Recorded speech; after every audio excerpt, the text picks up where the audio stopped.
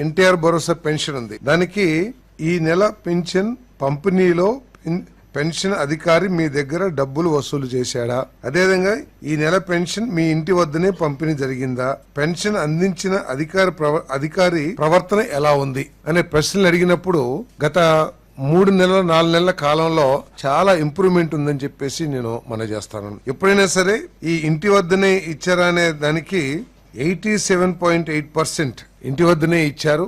అదేవిధంగా 85% అధికారి ప్రవర్తన బాగుంది. కరప్షన్ పింఛన్ అధికారి డబ్బులు వసూలు చేశారంటే కేవలం చాలా తక్కువ మంది అది చేశారని చెప్పి చెప్తున్నారు. అధికారి ప్రవర్తన మీద అది కూడా ముఖ్యమంత్రి గారు రివ్యూ చేశారు. ప్రవర్తన గురించి అది కొన్నిసార్లు లబ్ధిదారుల ప్రవర్తన కానివ్వండి, లేదా కొంతమంది ఉద్దేశపూర్వకంగా రాజకీయంగా ఆలోచించి అక్కడ అధికారితో కొంత ఇబ్బందికర వాతావరణం రావటం కానీ ఇవన్నీ కూడా ఉంటాయని చెప్పేసి అధికారులు చెప్పడం జరిగింది.